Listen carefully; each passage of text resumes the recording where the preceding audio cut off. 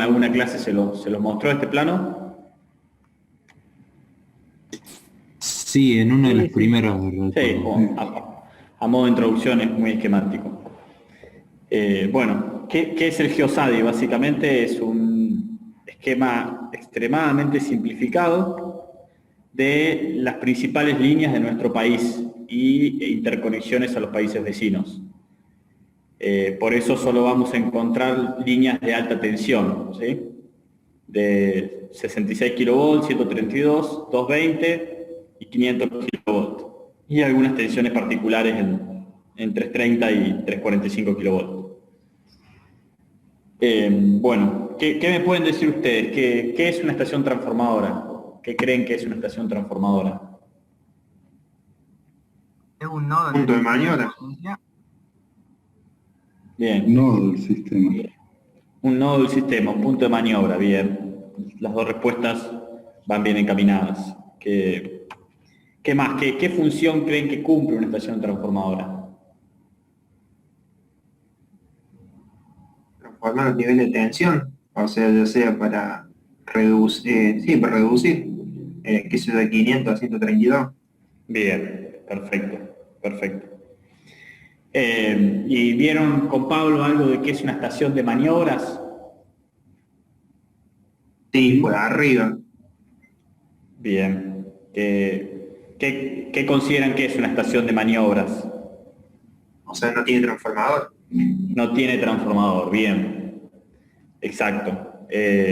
Realmente estaciones de maniobras, como solamente estaciones de maniobras, hay muy pocas, ¿sí? Pero sin embargo hay muchas estaciones transformadoras que, si bien son estaciones transformadoras porque tienen transformador, su principal objetivo, digamos, es ser estaciones de maniobra. ¿Qué creen que hace una estación de maniobra entonces? No tiene transformador. ¿Qué hace una estación de maniobra? ¿Para qué la ponemos? Puede proteger la línea. Vincula líneas. Vincula líneas. Bien. ¿Qué más? Protección. Protección, sí. Cada estación que tenga ya transformador o de maniobras voy a tener que poner protecciones. Pero no tengo ninguna necesidad de, supongamos, vamos a ampliar un poquito el GeoSADI, ¿sí?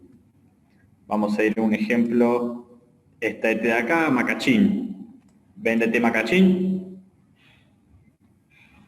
Lo que ven en color rojo son líneas de 500 kV, lo que ven en azul es 132 kV, ¿sí? La estación transformadora Macachín, fíjense, ¿cuántas líneas de 500 kV tiene? Una. O sea, una que llega, una que sale. Una que llega y una que sale. Entonces tiene dos líneas de 500 kV. ¿Sí? ¿A dónde van esas líneas? ¿A qué otras estaciones transformadoras? Welches y Henderson. A Henderson, perfecto. Bien. Bien, perfecto. Miren ahora la estación, vamos a tomar Henderson como ejemplo, ¿sí? Mejor vamos a tomar Puelche, que está más en la Pampa, ¿sí? Es más creíble lo que les voy a decir. Miren la ET Puelche, ¿sí? La ET Puelche, ¿qué nivel de tensión tiene? 500 y 132. 500 y 132, por lo tanto, ¿es una estación de maniobras o una estación transformadora? Transformadora. Bien, es una estación transformadora. Obviamente, todas las estaciones transformadoras permiten hacer maniobras, por lo tanto, también son estaciones de maniobra, ¿sí? La única diferencia es que la estación transformadora tiene un transformador de potencia, ¿sí? Transformadores tienen todas las estaciones, porque van a tener al menos un transformador para servicios auxiliares. Pero no es un transformador de potencia, es un transformador de servicios auxiliares. Sin embargo, el principal uso u objetivo de la estación Puelches, ¿sí? ¿Para qué creen que es? ¿Es porque ese punto específico en La Pampa necesita 132 kV? ¿No es por las distancias?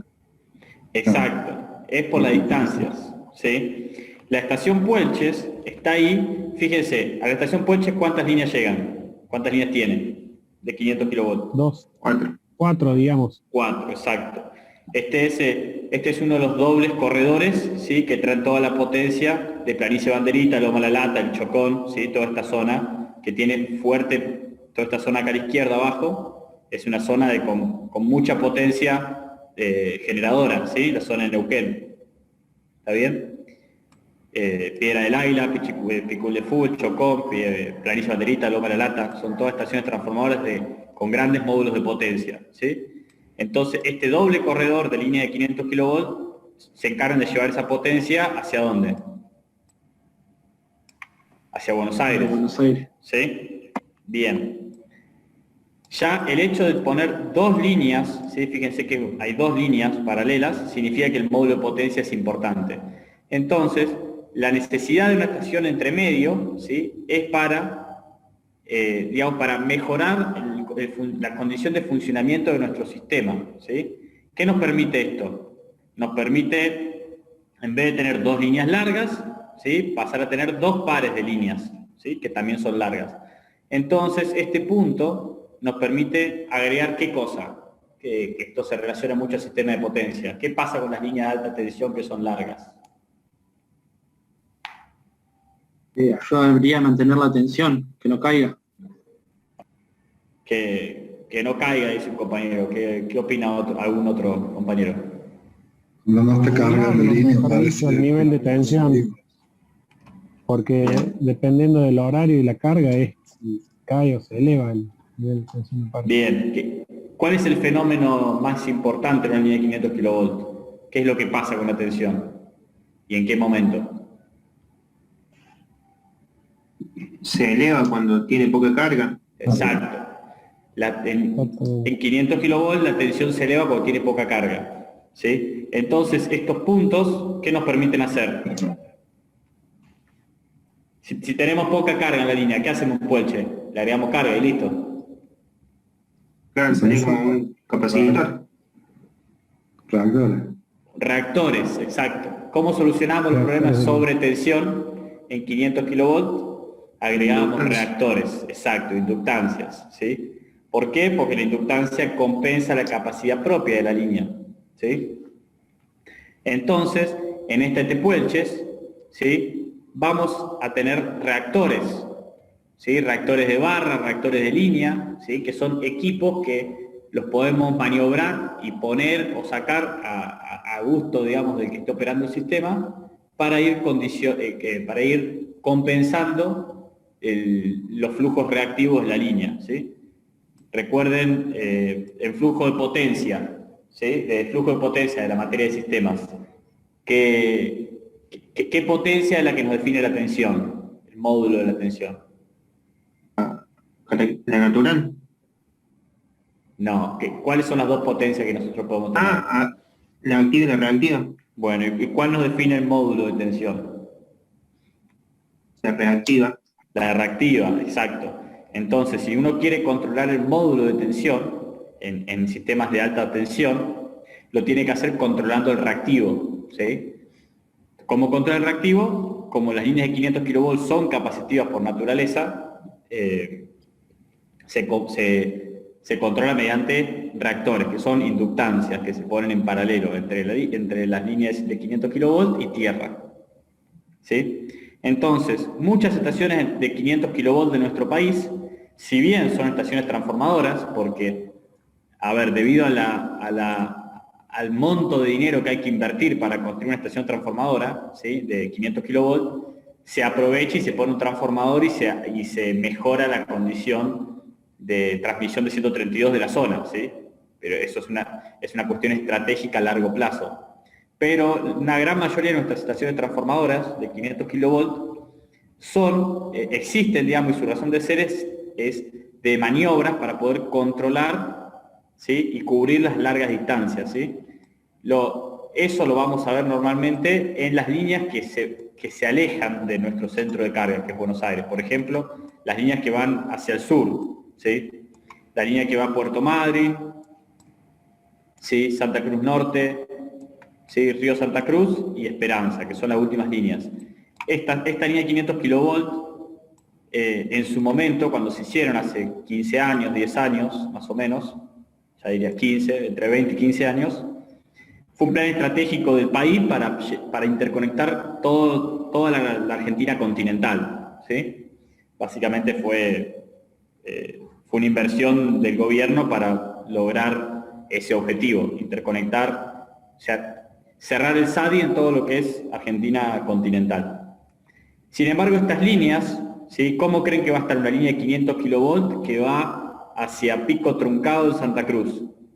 ¿Sí? O hacia Río Santa Cruz. Esto está cerca de, creo que es Gobernador Gregores, creo que es el pueblo que está acá, no me acuerdo bien, o San Julián.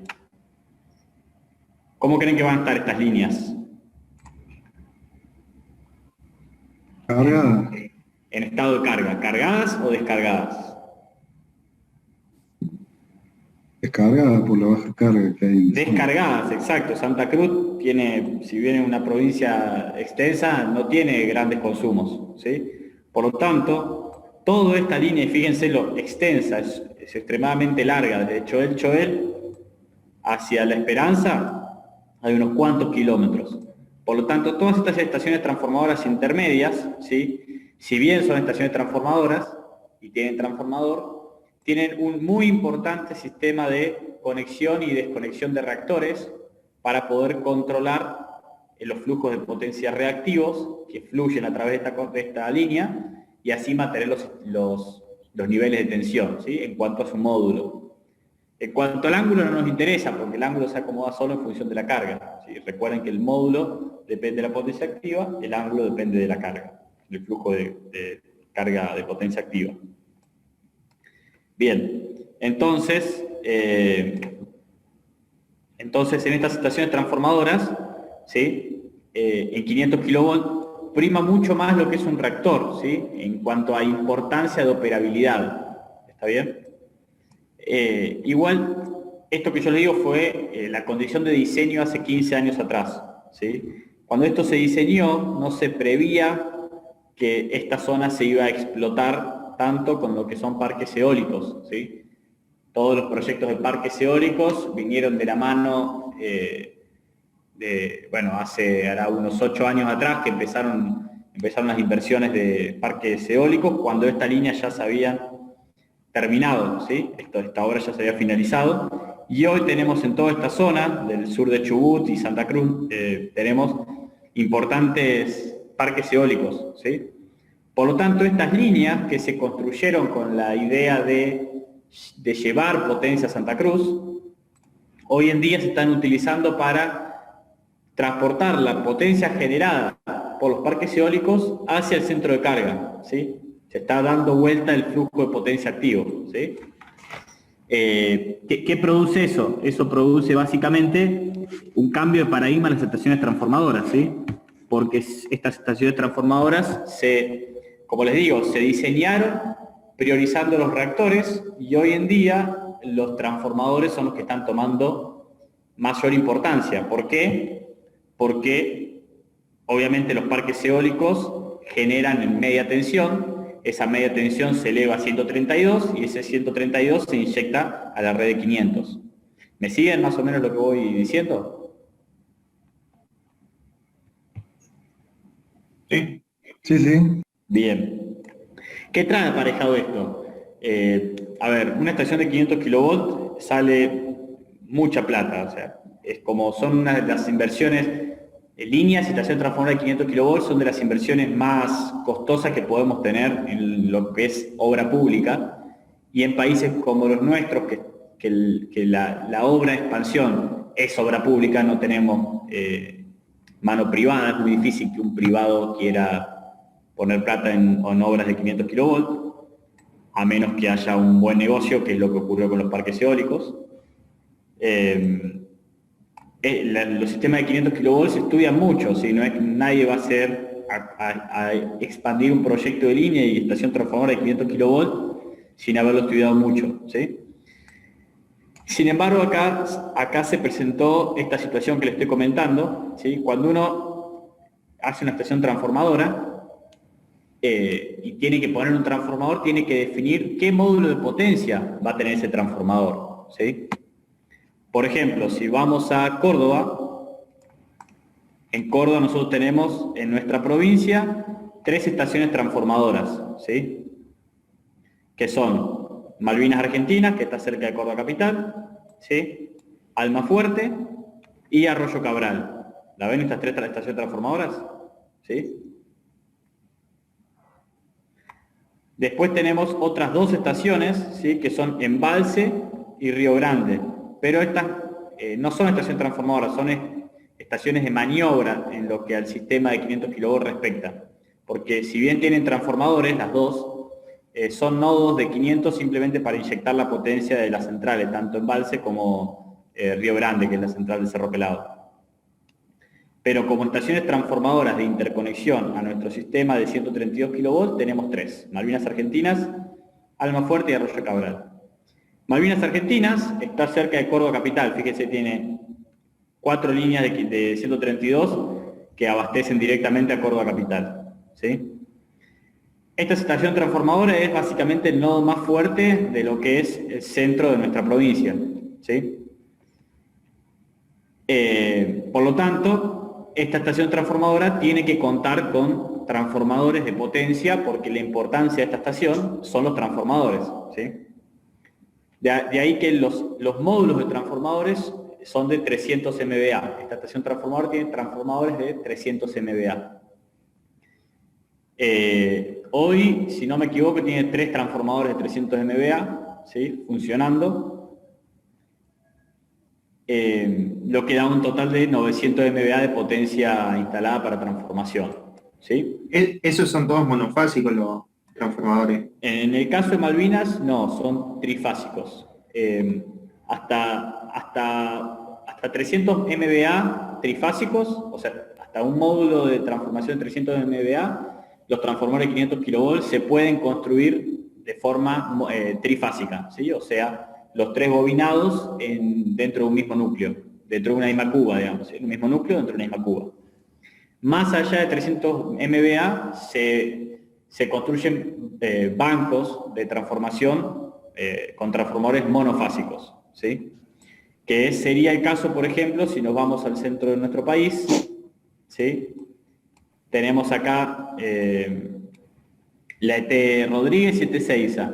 Estas estaciones transformadoras tienen bancos trifásicos de 800 MVA, ¿sí? 267 MVA cada fase, ¿sí? Entonces van a encontrar 3 transformadores monofásicos uno al lado del otro, conectados en estrella de forma tal de generar un barco trifásico, ¿sí?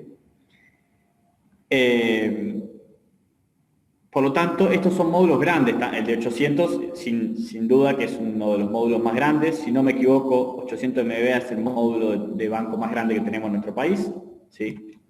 Los de 300 MVA también son grandes, en Malvinas, ¿sí? Y, por ejemplo, si nos vamos a estación transformadora para el sur, vamos a una de las últimas, Santa Cruz Norte, por ejemplo, que tiene interconexión a 132, ¿sí? Originalmente tenía un transformador, como esta estación está muy alejada de todo, y se le iba a poner un solo transformador, ¿sí? ¿Qué pasa cuando tenemos una estación transformadora con un solo transformador? ¿Qué debemos hacer? Cuidarla como si fuera oro. Cuidarla como si fuera oro. Bien. Tener un respaldo. Tener un respaldo. ¿Cómo tenemos un respaldo de un transformador?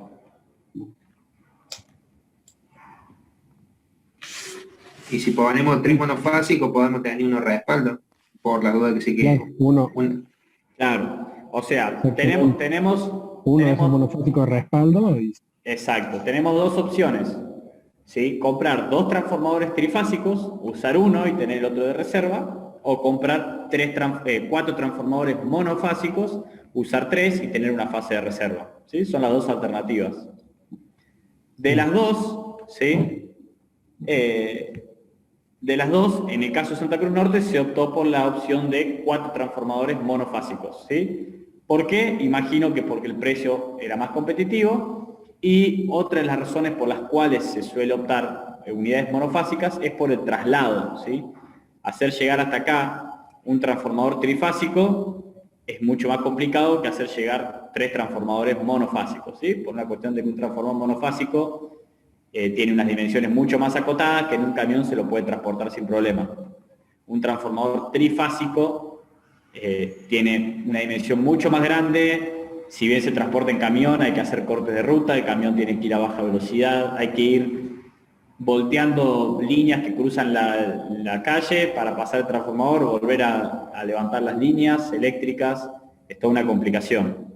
Una cuestión de logística, digamos, sí, importante. Sí, muy importante. La verdad que es complicado. Por eso este es uno de los motivos por el cual también se opta por utilizar unidades monofásicas, ¿no? Por lo tanto, cuando se construyó Santa Cruz Norte, se utilizó únicamente un banco de transformadores monofásicos de 150 MVA. ¿Por qué? Porque 150 MVA era potencia sobrada para toda la zona, ¿sí? Sin embargo, con el auge de los parques eólicos, como le comentaba, estos últimos años, esta zona, la zona aledaña a la ET Santa Cruz Norte, a la ET Puerto Madryn, que está un poco más al norte, ¿sí? Acá está Puerto Madryn, se vio superpoblada de parques eólicos y de empresas que hacían obras millonarias con parques eólicos que pretendían interconectarse al sistema de 500 kV para vender la energía que generaban, ¿sí? Por lo tanto, la Santa Cruz Norte tuvo que expandirse, ¿sí? Y tuvo que expandirse y se le agregaron 2 bancos más de transformadores de 150 MVA, ¿sí?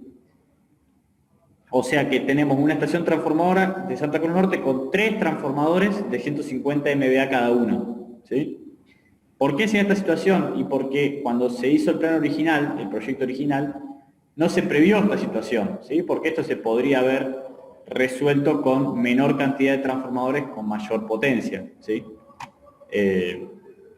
Entonces estas cosas van quedando en función de cómo el sistema va evolucionando, ¿sí? Cómo los cambios de paradigma en cuanto a generaciones van afectando las decisiones que tomamos anteriormente como red eléctrica en función de las nuevas tecnologías, ¿no? Eso es algo importante y que seguramente va a seguir cambiando y sobre todo va a cambiar muchísimo si en algún momento nuestro país llega a adoptar algún sistema de generación distribuida que sea realmente rentable y eficiente. Vamos a encontrar con otro cambio de paradigma mucho mayor, ¿sí? Y mucho más problemático, creo yo. Bien, bueno. Entonces un poquito lo que son estaciones transformadoras y estaciones de maniobra, ¿sí? Por lo general, cuando hablamos de estaciones de 132 kV, ¿sí?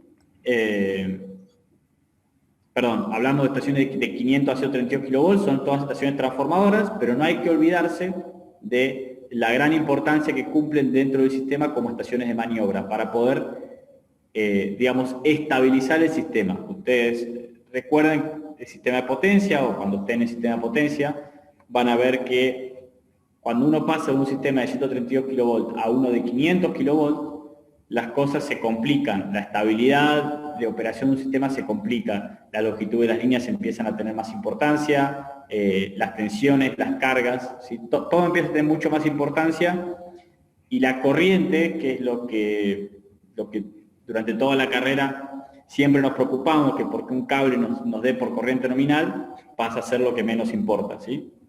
El límite térmico de una línea de 500 kV siempre es uno de los límites más altos, ¿sí? Toda línea de 500 kV tiene otros límites, límite de estabilidad transitoria, límite de estabilidad de tensión, límite de estabilidad de flujo de potencia, tiene muchos límites que se van determinando a medida que se hacen estudios eléctricos, que son bastante complejos. Se van determinando los límites que tiene una línea y siempre el límite térmico está sobrado, por así decirlo, ¿sí?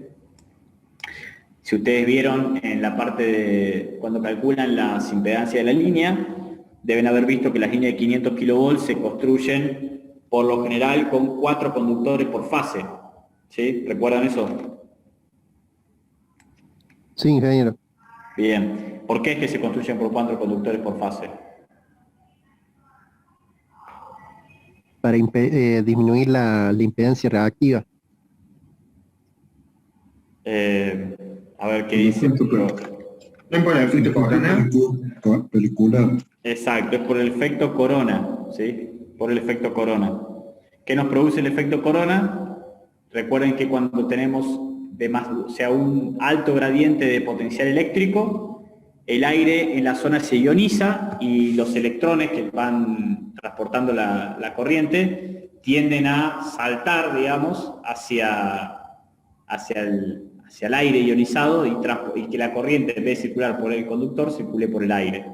Esto produce muchas pérdidas, ¿sí? Muchas pérdidas de energía, ¿no? Por el ruido y por el calor y por la luminosidad que presenta. Por lo tanto, se genera se hacen construcciones con 4 conductores para disminuir los campos eléctricos alrededor de la línea y disminuir el efecto corona. Que no tiene nada que ver, no es que uno ponga 4 conductores porque necesita 4 veces la sección de ese cable para transportar la corriente, ¿sí? Ese es algo que cambia drásticamente, ¿no? En 500 kilovolts sí usamos 4 cables, dentro de la estación de transformador usamos 2 cables, pero nunca lo usamos por capacidad térmica del conductor, siempre es por la tensión, ¿sí? Por la elevada tensión que nos produce efecto corona. Por lo tanto, en línea de 500 kV, la corriente pasa a ser una de las cuestiones que menos complicaciones técnicas nos generan, ¿sí? Las complicaciones las empieza a generar la tensión. Las distancias, los transitorios, ¿sí? Los flujos de potencias, las fallas en línea de 500 kV producen demasiados fenómenos transitorios que pueden desestabilizar líneas paralelas, ¿sí? Por ejemplo, una falla en una línea... en la línea Puelches-Macachín, ¿sí? Nos va a generar un muy elevado, ¿sí? Transitorio sobre la línea Puelches-Henderson, ¿sí? Porque son 2 líneas que están circulando en paralelo y de pronto una tuvo una falla, produjo una apertura, un recierre, y supongamos que el recierre fue exitoso, pero durante ese hueco que se dejó en el recierre, la línea Puelches-Henderson tuvo un transitorio que duplicó la potencia que transportó, ¿sí? Esas transiciones de potencia pueden generar muchísimos problemas.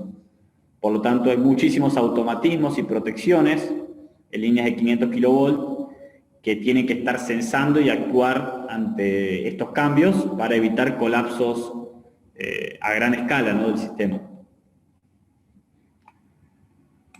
Bien, uno de estos automatismos que les estoy comentando es el automatismo DAG, el automatismo DAG y el automatismo DAC. ¿Alguien sabe qué son los automatismos DAG y DAC?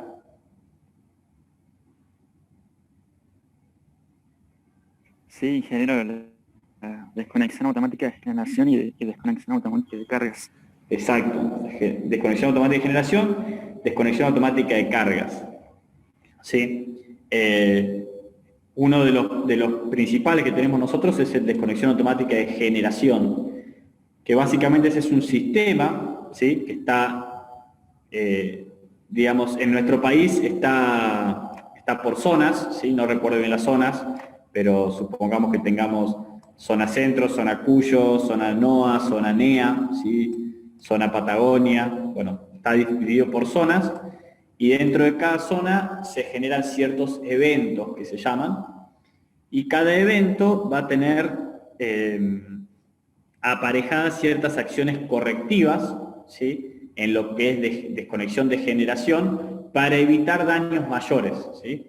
Por ejemplo, volvamos al caso que le decía, una falla en la línea Puelches-Macachín, ¿sí? Imaginemos que estamos llevando las 2 líneas, tenemos las líneas con una carga del 60% cada una, ¿sí?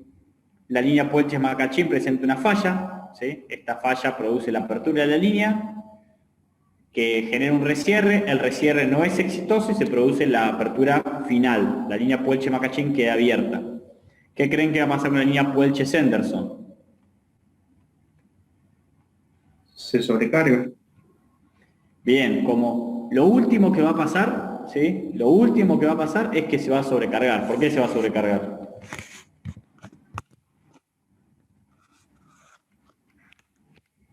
¿Por qué creen que se va a sobrecargar?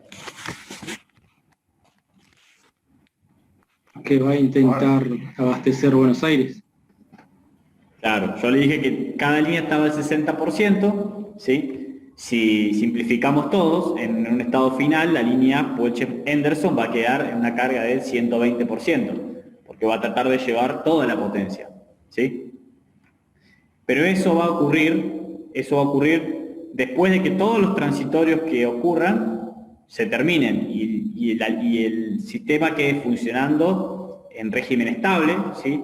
Lo que sería, si calculamos nuevamente el flujo de carga, nos va a quedar a un 120% Poelche-Henderson, ¿sí?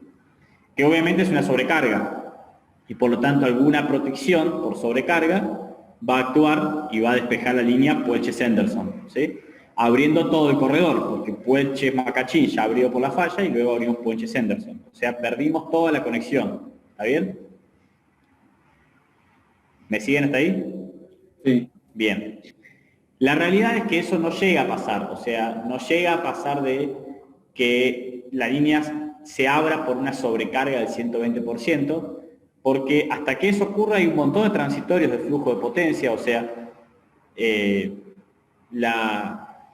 digamos, cuando uno tiene un sistema de transmisión como este, que transporta mucha potencia, y uno pasa a tener la mitad de capacidad de transporte, hay una relación de cambios de impedancias de transmisión que nos va a generar unos elevadísimos, transitorios de potencia. O sea, la potencia activa va a empezar a oscilar, va a ir hasta Buenos Aires, va a querer volver a los generadores, va a volver a Buenos Aires, va a volver a los generadores, hasta que eso se amortigua y termina con una sobrecarga del 120%. Pero mientras eso está ocurriendo, hay un montón de otras protecciones que son mucho más sensibles que van a actuar, ¿sí? Estas protecciones pueden estar en los propios generadores, ¿sí? Pueden estar en las propias líneas, ¿sí? Son protecciones de oscilación de potencia. En el caso de los generadores se llama protección de potencia inversa, que básicamente una máquina generadora siempre tiene que entregar potencia activa. Si recibe potencia activa es porque hay algo raro, entonces la máquina sale del servicio, ¿sí? Entonces esos transitorios que se generan entre medio son muy peligrosos. ¿Por qué? Porque ya no solo no me pueden hacer actuar solamente la línea Poelche-Henderson, que es la que estaba en paralelo, con la que salió el servicio, sino que me pueden afectar la central Casa de Piedra, la central Loma Lata, Planicie Banderita, ¿sí? Un poco de potencia va a venir por este otro corredor, o sea, puede afectar la línea del Chocón-Choel, ¿sí? Choel-Bahía Blanca. Entonces, todos estos transitorios son tan peligrosos porque pueden afectar tantas otras cosas, ¿sí? Que hay que evitarlos, ¿sí? Estos transitorios son los mismos que sacaron el servicio del país entero el Día del Padre hace 2 años, 1 año, no me acuerdo cuándo fue. Por lo tanto, siempre que hay un evento como este, un evento simple, una línea, Poelche-Macachín, actúa la línea, es algo simple, normal, ¿sí? Que puede ocurrir de forma normal, tiene que tener eventos asociados para evitar que se generen estos transitorios.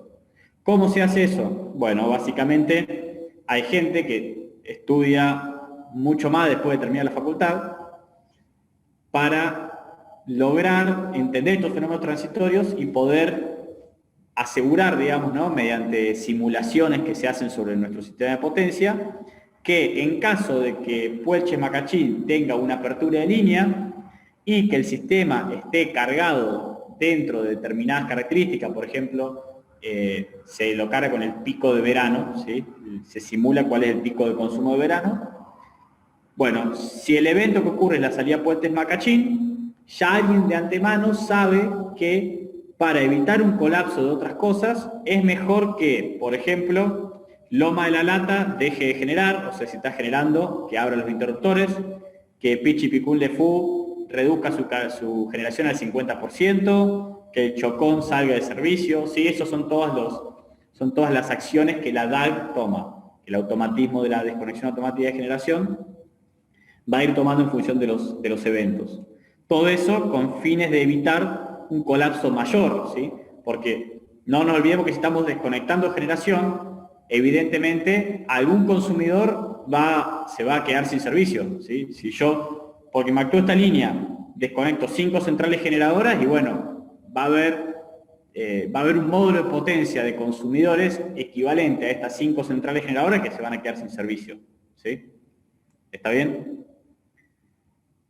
Por eso es que, si bien la DAG es un automatismo que nos ayuda a mantener en servicio el sistema, ¿sí? Es una solución que también trae aparejado cortes de servicio, ¿sí? Porque, por naturaleza, si desconectamos generación, vamos a perder consumidores, ¿sí? ¿Cómo creen ustedes que los consumidores van a perder ese servicio? ¿Qué consumidores van a perder ese servicio? Los grandes usuarios. Los grandes usuarios. ¿Qué otras cosas se le ocurre? Distribuidores. Bien, pero ¿a través de qué? ¿De qué forma van a perder el servicio? Los relés de subfrecuencia. Exacto, los relés de subfrecuencia, ¿sí? Lo correcto, ¿sí? Sería que al haber un déficit de generación por una actuación de la DAG, ¿sí? ¿Qué va a pasar? Tenemos más potencia en la carga que la potencia generada. Por lo tanto, lo que ocurre durante un fenómeno transitorio es que la frecuencia va a empezar a disminuir porque los generadores van a querer entregar más potencia y no van a poder, entonces van a empezar a frenar, ¿sí? Al empezar a frenar, nuestra frecuencia empieza a bajar, los relés de mínima frecuencia actúan y despejan carga. Este despeje de carga se continúa despejando carga hasta que las potencias consumidas y generadoras vuelven a ser iguales y la frecuencia se restablece, ¿sí? Este sería uno de los procesos ideales si todos los relés de mínima frecuencia actuaran y estuviesen bien calibrados. Así que esa es una de los mecanismos. ¿Cuál es la otra forma de compensar este déficit de generación?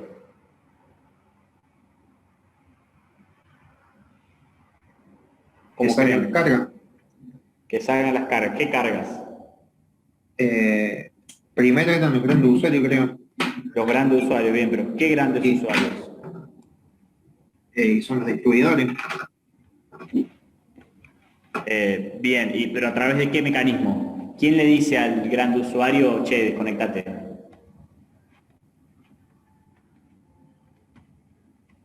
O sea, todo esto está ocurriendo en cuestión de milisegundos.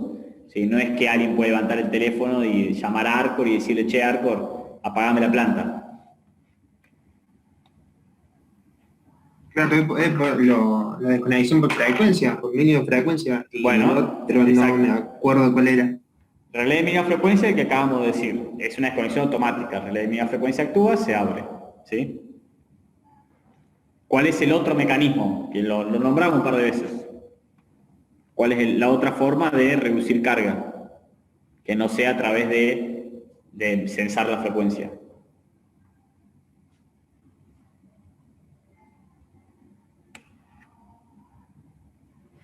La otra forma es el automatismo DAC. Hablamos de la desconexión automática de generación y también tenemos desconexión automática de carga, ¿sí? Eso es un mecanismo mucho más directo, ¿sí? Porque el propio evento Puelches-Macachín, ¿sí?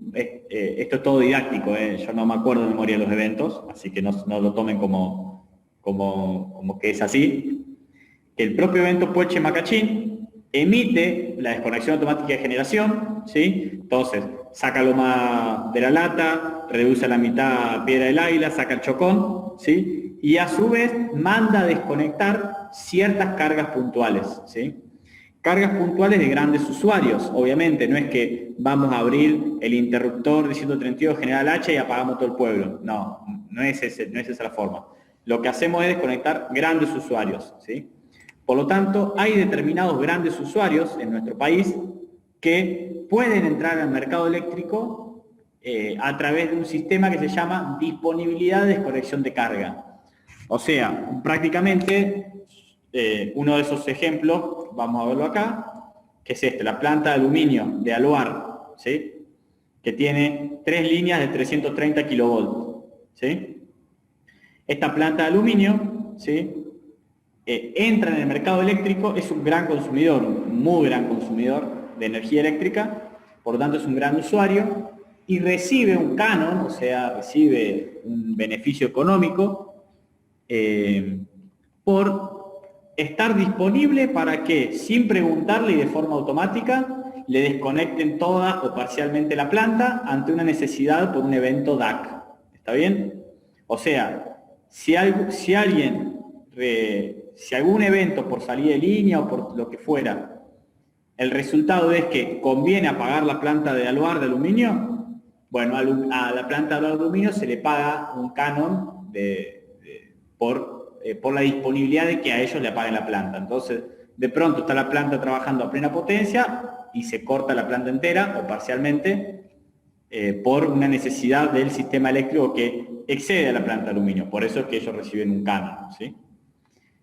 Estos sistemas de automatismo DAC son muy puntuales, ¿sí? Porque obviamente que el módulo de potencia a desconectar tiene que ser importante para que realmente sea beneficioso durante el transitorio que se está presentando, ¿no? Entonces hay pocos ejemplos. Me acuerdo el de la planta de aluminio de Aluar. Tenemos creo que 2 cargas grandes en lo que es San Nicolás.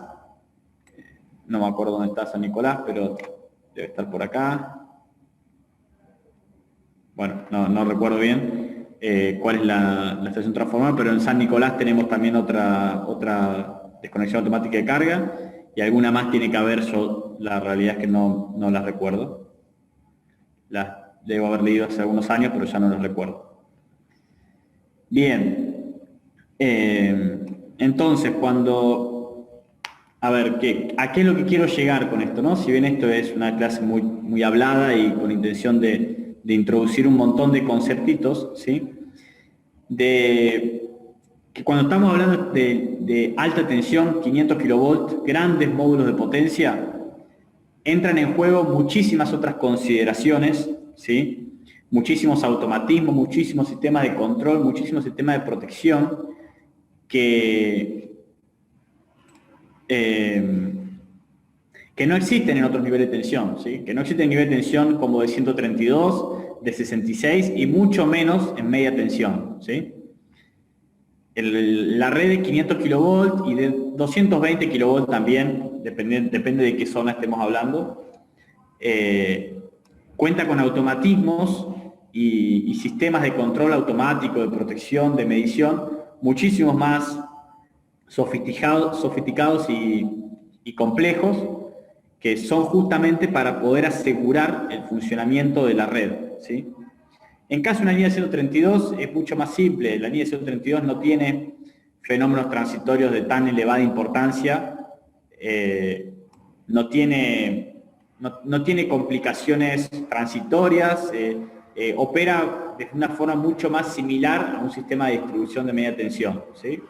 Si bien no es lo mismo, hay un montón de diferencias, pero no tiene tantos problemas en lo que respecta a automatismo y sistema de control. El 132 se conecta, lleva potencia y se acabó, ¿sí? No tiene mayor complejidad, ¿sí? Bien, por eso cuando entremos a ver lo que son los esquemas unifilares, plantas y cortes, después del receso de invierno, van a ver que una estación transformadora de 500 kilovolts tiene sistemas de control y protección asociados muchísimo más complejos, muchísimo más costosos, redundantes, con todos los chiches, última tecnología, lo mejor de lo mejor. Y un sistema ISO32, uno le pone un relé que mide la sobrecorriente, la producción de impedancia y listo, ya está, que entre en servicio. Bien. ¿Qué otra cosa podemos marcar? ¿Qué diferencia importante creen ustedes que hay entre un sistema de 132 kilovolts, por ejemplo, y un sistema de distribución de 13,2 o de 33 como el que vieron con Martín en la clase pasada?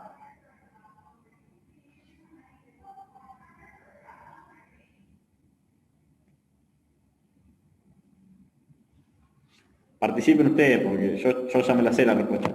La idea es que la piensen ustedes. Y aumentan los niveles de seguridad de servicio. Sí, eso es real, pero a nivel de topología, ¿sí? Traten de recordar cómo era el plano que les mostró Martín la clase pasada y miren el que les estoy mostrando yo ahora. ¿Qué tiene diferente una línea de 13,2 con una línea de 132 kilovolts? La distancia donde hay puente de transformación. La distancia, bien, eso es uno, pero no es a donde quería llegar.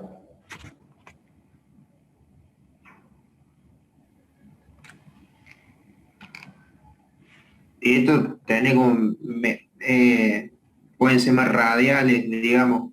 Los otros eran medio enquilombados, Exacto, sí. la distribución, no sé cómo se diría, pero sería eso.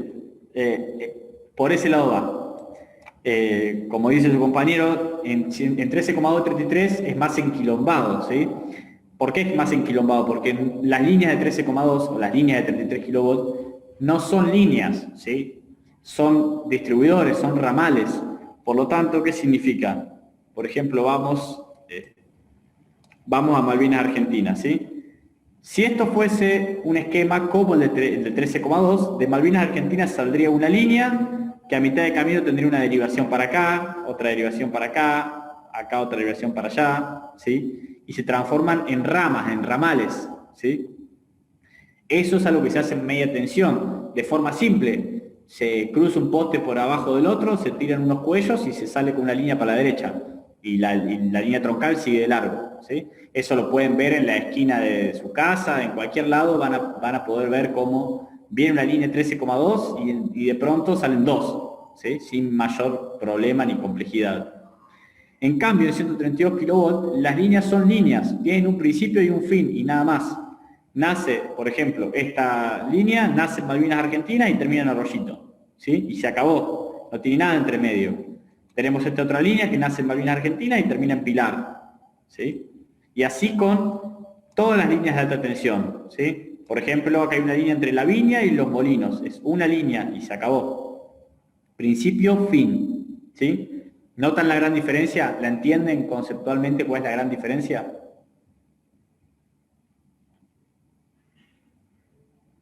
¿Sí? Bien. Esto no es regla, existen lugares del país en donde hay alguna derivación, ¿sí? Se llaman derivaciones en T, porque por lo general, básicamente es una línea que en algún punto tiene una derivación hacia otro lugar, por eso es que se forma una T. Vamos a ver si rápidamente podemos encontrar alguna. Son muy raras, como que no se estila, pero bueno, a veces cuando no hay plata se hace eso. Acá, fíjense. San Antonio Este, Viedma, tiene una derivación en T a San Antonio Este, ¿sí? ¿Ven cómo acá la línea pasa a tener 3 puntas? ¿La ven clara la derivación en T? Sí, sí, Bien. se ve bien. Sí, Inge. Bien. Vamos ahora a hablar un poquito de protecciones. ¿Qué conocen de protecciones eléctricas?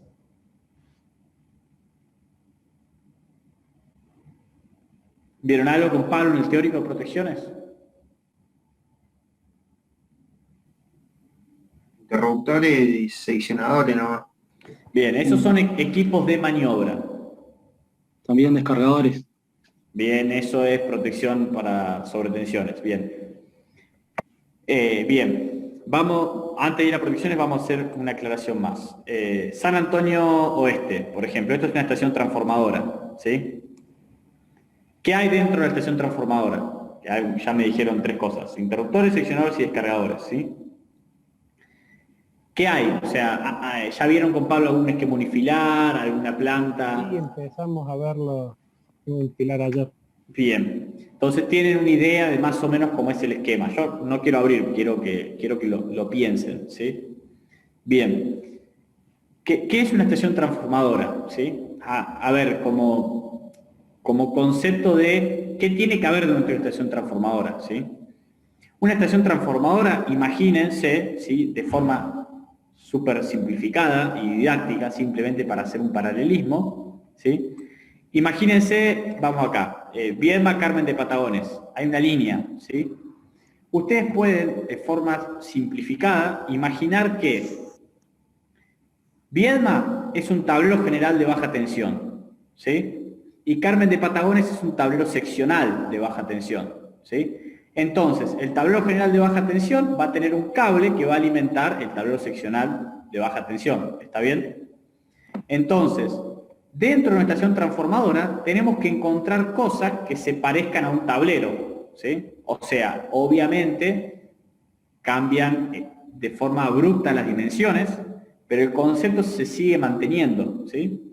Por ejemplo, si esto fuera un tablero, ¿qué tendría yo en Viedma? Mi tablero Viedma, ¿qué tendría que tener? Un diferencial. Bien, sin importar la protección, abren la tapa del tablero, ¿qué ven? Seccionamiento. Bien, Interruptores. interruptores, ¿qué van a tener? Termomagnéticas, supongamos, ¿sí? De forma simple. ¿Cuántas termomagnéticas? En Viedma, ¿cuántas termomagnéticas van a Uno de tener? corte general y de las líneas que tengamos, hay una, por lo menos. Digamos, Mínimo. una de corte general, que es de la que viene con la línea de San Antonio Este, y una para la salida ahí a Carmen de Patagones. Exacto, van a tener una termomagnética por cada una de estas líneas azules, ¿sí? Bien, y entre medio de las dos termomagnéticas, ¿qué tendrían Claro. que tener? Interruptor. La termomagnética es el interruptor, pero ¿qué se pone dentro de un Sí. tablero?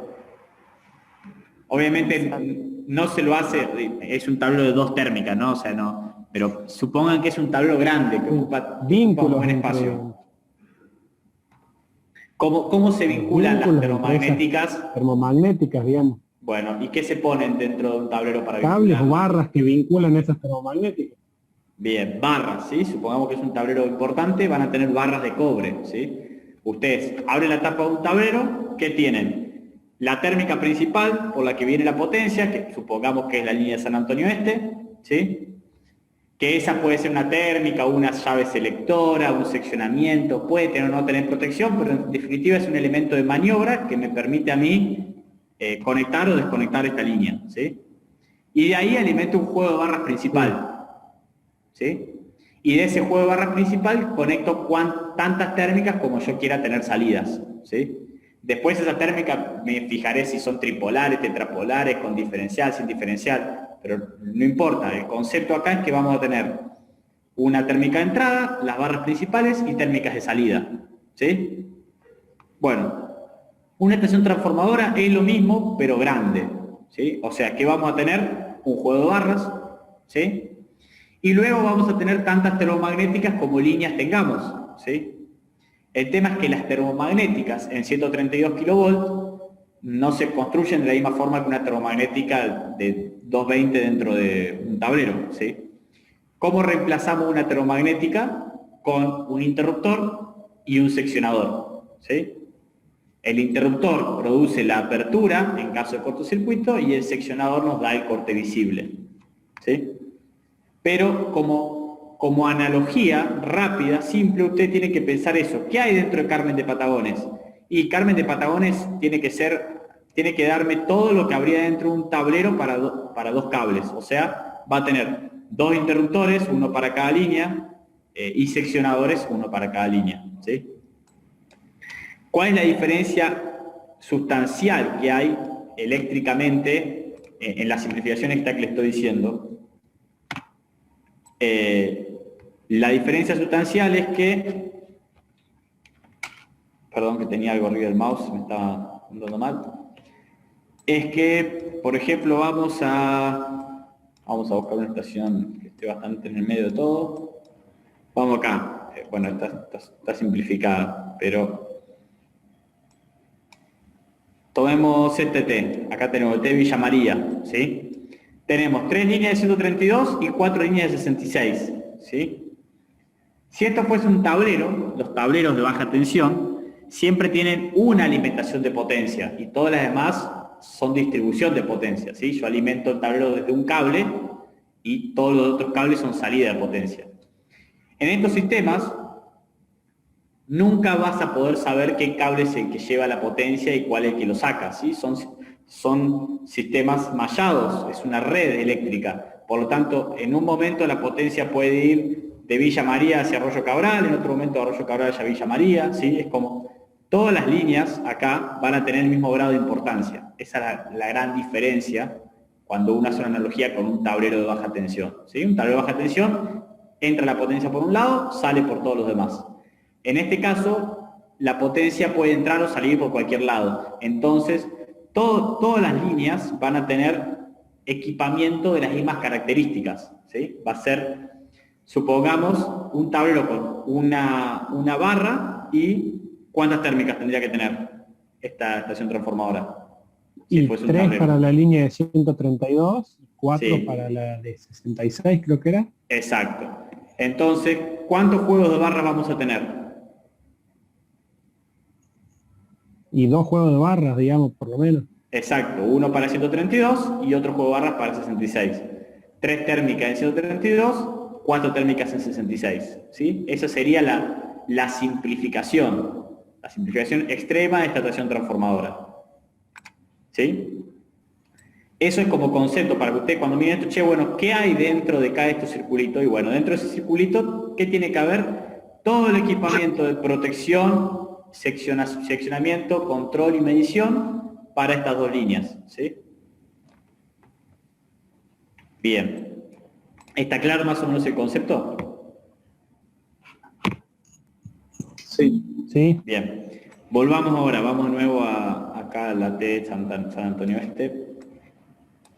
Esto está por acá. Bien. Ahora dicho esto, ¿sí? ¿Qué significa? Que yo, de Viedma a Carmen de Patagones, acá, dentro del circuito de Viedma, ¿qué voy a tener? Seccionador. Seccionador y ¿qué más? Interruptor. Seccionador e interruptor, exacto. Seccionador, interruptor. ¿Qué hace el seccionador? ¿Para qué ponemos un seccionador? Y la Apertura apertura visible. visible de la Bien, línea. exacto. Para poder ver que efectivamente la línea está abierta. ¿Y para qué ponemos un interruptor? Y para que actúe de forma automática y despeje una falla, digamos.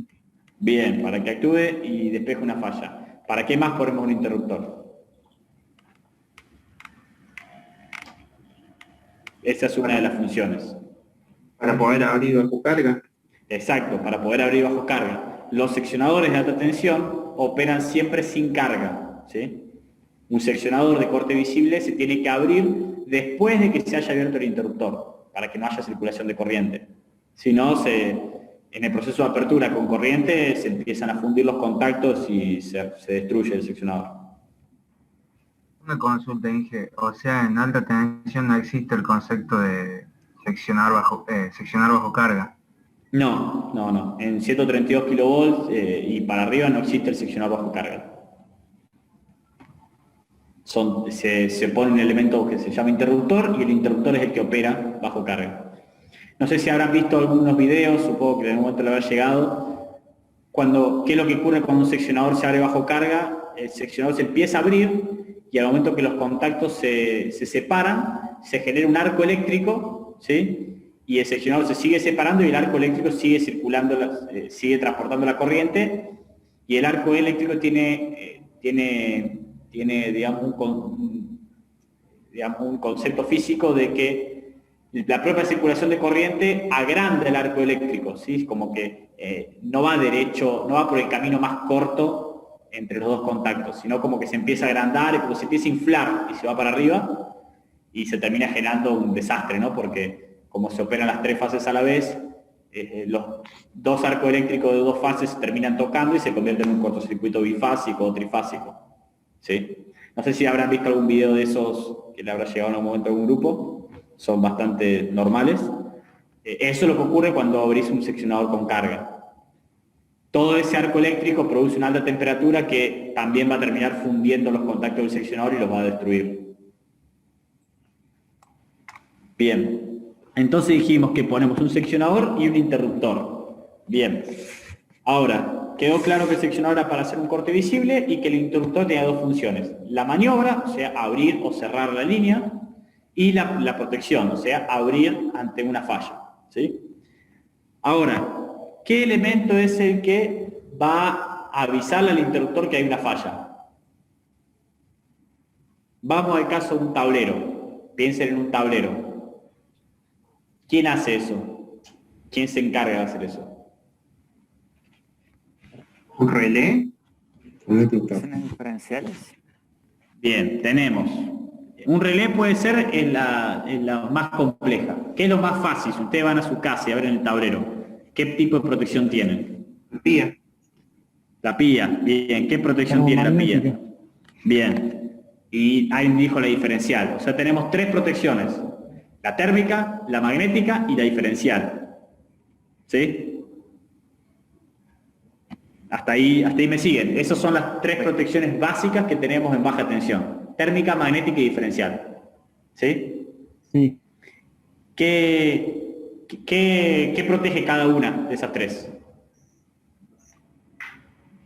La termomagnética contra cortocircuito y sobrecarga. Bien, ¿cuál a cuál? La termomagnética es térmica por un lado y magnética por el otro. Claro, la térmica sobrecarga y la magnética de cortocircuito. Bien, ¿y la diferencial? Fuga de corriente. O Bien. diferencia de corriente entre entrada y salida. Exacto. La protección diferencial que nosotros ponemos en baja tensión, si es monofásica, básicamente censa la diferencia de tensión entre la fase y el neutro, de corriente, perdón, entre fase y el neutro. Si hay una diferencia de corriente es porque hay una fuga, actúa. ¿Sí? Bien. Estas son las tres protecciones básicas que tenemos en baja tensión, no hay otra más. ¿Sí? Podemos tener un interruptor de potencia, un T-Max, un Master Pack, de esos de Schneider, que salen, no sé, como 300.000 pesos, que tienen un relé electrónico aparte y se le pone un TI, qué sé yo, y todos los chiches, pero es algo súper específico de un tablero industrial de potencia. ¿Sí? Si vamos a lo normal, tenemos térmica, magnética y diferencial. Se acabó. Bien, entonces, cuando nos vamos a 132 kilovolts, ¿sí? ¿Quién cumple esas funciones? ¿Sí? ¿Quién cumple la parte de la térmica, de la magnética y de la diferencial? ¿Dónde está físicamente eso? Momento, volvamos al tablero de baja tensión. ¿En dónde está Hay físicamente? transformadores de corriente y de tensión. Bien, vamos al tablero. ¿Dónde está físicamente la protección térmica? Abajo de la protección principal. Dentro del interruptor. Dentro del interruptor, dentro de la pía, ¿sí? Que es un elemento, es un bimetal que se calienta y cuando está calibrado, que se calienta a determinada corriente, ese bimetal se mueve, produce un movimiento y ese movimiento dispara el interruptor, ¿sí? El magnético es algo similar, ¿sí? Pero a través justamente de un sensor magnético, no térmico, ¿sí? Bien, ahora sí vamos a 132. ¿Cómo relevamos físicamente si hay una falla o no hay una falla en la línea? Bueno, hay interruptores de corriente y de tensión que se instalan en la línea y eso da señal a un aparato que analiza esos valores. Exacto. No me acuerdo el nombre.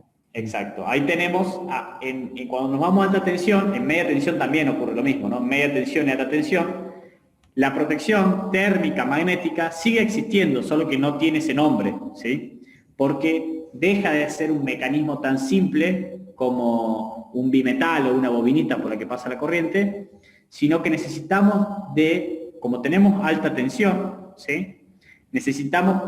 No podemos meter un elemento en un cable de 13,2 o de 132 kilovolts o de 500 kilovolts para medir o censar la corriente o la tensión, ¿sí? Necesitamos tener medidas proporcionales de tensiones que podamos manejar. Por lo tanto, se utilizan transformadores de tensión y transformadores de corriente, como decía Marcos, ¿sí?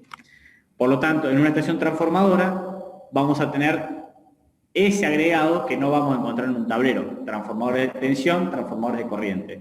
¿Para qué los usamos?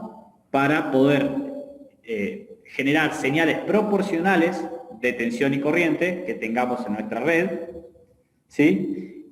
a valores y llevarlos a valores que nos permitan maniobrarlos. Por ejemplo, si tenemos una línea de 132 kV y nosotros no podemos poner un voltímetro entre 132 kV y la Tierra, ¿sí? Porque nos va a ir mal. Pero sí podemos poner un transformador de tensión con una relación de, supongamos, 132 kV a 110 volt y ponemos un relé, ponemos un voltímetro. Si medimos 110 volts, sabemos que hay 132 kV.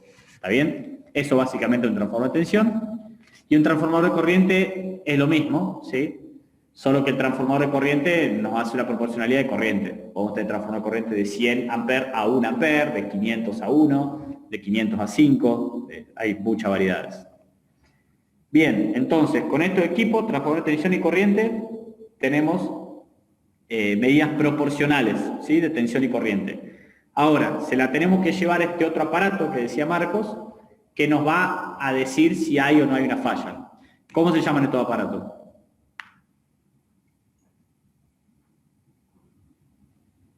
¿Analizador de red? No.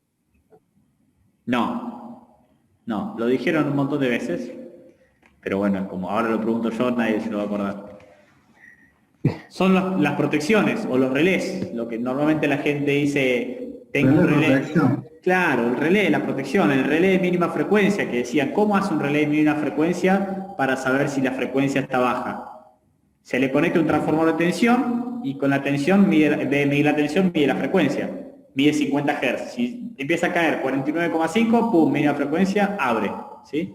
Ese es el aparato que está censando, ¿sí? El relé. Relés podemos tener de todo, hay de todas las marcas que ustedes quieran, de todos los colores, de todas las funciones, ¿sí? Antiguamente se utilizaban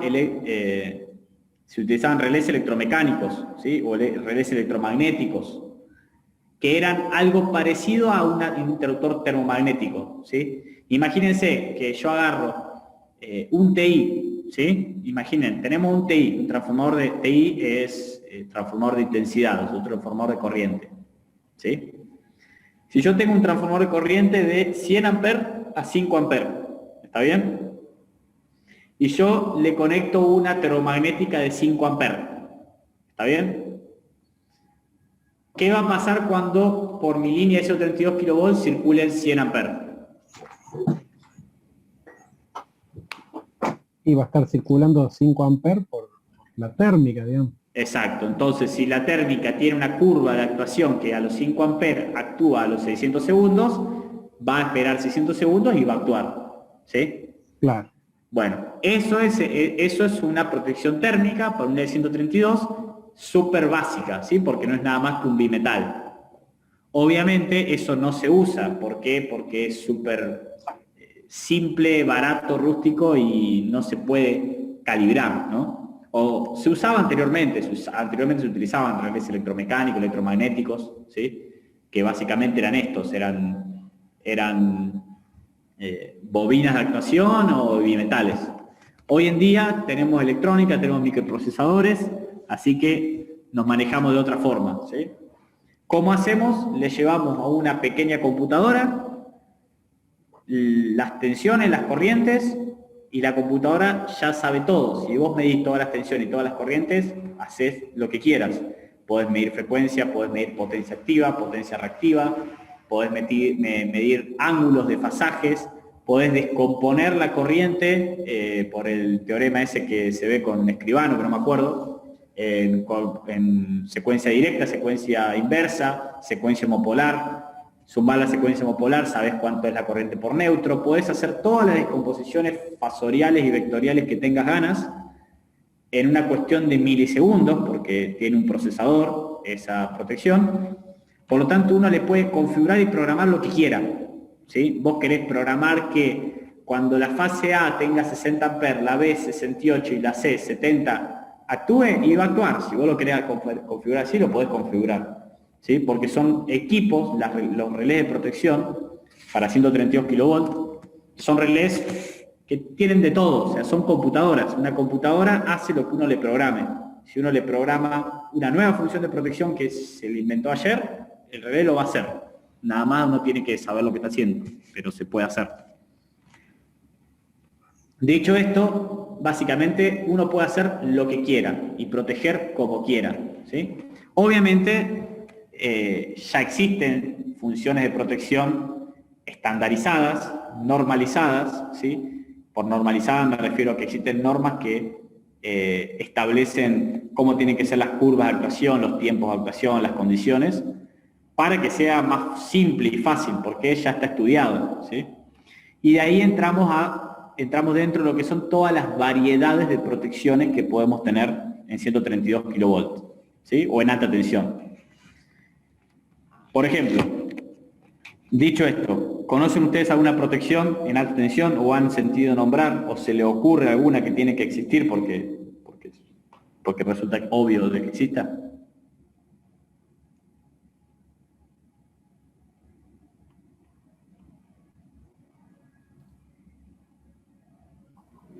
Protecciones atmosféricas. Bien, vamos a protecciones eléctricas, netamente eléctricas, ¿sí? Porque hay algo mal en la red eléctrica, no porque cayó un rayo. Esos son los descargadores. Esos son protecciones primarias que se llaman porque directamente actúan sobre la alta tensión. Ahora estamos hablando de protecciones derivadas de la tensión y la corriente. Los reconectadores. El reconectador es un elemento de maniobra, es muy parecido al interruptor, ¿sí? Que el reconectador va a tener su propia protección, ¿sí? Sobre corriente de fase, sobre corriente de tierra. Sí, yo repito la pregunta. Pregunté qué tipo de protecciones eléctricas conocen. Protección diferencial, el ingeniero Daveloso lo nombra mucho. Bien, protección diferencial, alguien dijo protecciones sobre corriente, protección de sobre corriente a tierra. Sí. Bien. Impedancia, bien. Bueno, y podemos seguir nombrando sobre frecuencia, subfrecuencia, sobre tensión, subtensión, sobre corriente direccional, sobre corriente no direccional, y podemos seguir sumando muchísimas, ¿sí? Vamos a hablar de las dos principales, ¿sí?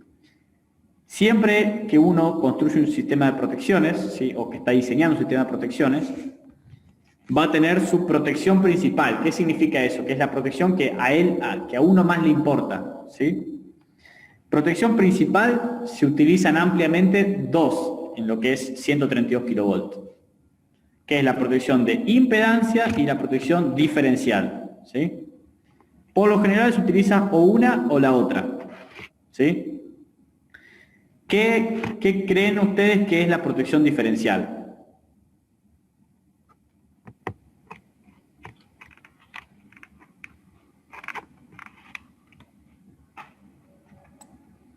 Por ejemplo, analiza la corriente que entra y sale. Bien, vamos a hablar de la línea que va de Viedma a Carmes de Patagones, ¿sí? Acá tenemos esta línea, 132 kilovolts, que es bastante cortita, ¿sí? Si yo le digo que esta línea tiene protección diferencial, ¿qué entienden ustedes? Y calculo yo que debe tener una vinculación entre las dos estaciones transformadoras y está pensando que la corriente que sale de Viedma sea la misma que llega a la de Carmen de Patagones. Y ante una diferencia actúa. Exacto, está perfecto. ¿Todos entienden ese concepto? La línea está conectada en un extremo en Viedma y en el otro en Carmen de Patagones. ¿Qué significa? Que todo lo que sale de Viedma tiene que llegar a Carmen de Patagones, ¿sí? Si hay algún amper que sale de Viedma y no llega a Carmen de Patagones, es porque se está perdiendo en algún lugar que no corresponde, ¿sí? ¿Todos entienden ese concepto de protección diferencial? Que es completamente distinto al disyuntor diferencial que ustedes tienen en su casa, ¿sí? Porque el disyuntor diferencial ve diferencia entre los dos cables que pasan, entre el fase y el neutro. Esto compara un extremo de una estación con el otro extremo de la otra estación. ¿Está bien? Todo lo que sale de la fase R acá tiene que llegar a la fase R acá. Lo que sale de la fase S acá tiene que llegar a la S acá. Lo que sale de la T acá tiene que llegar de la T acá. ¿Se entiende? ¿Está claro?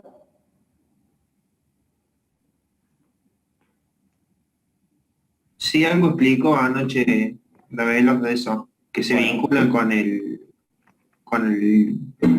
conductor este de filtro de vidrio, no me acuerdo el nombre. Exacto. Bueno, eso ya es cómo lo llevamos a la realidad, ¿sí? La idea matemática es simple. Agarro esta corriente, ¿sí? Y la comparo con esta otra. Si es igual, no pasa nada. Si hay diferencia, la protección actúa.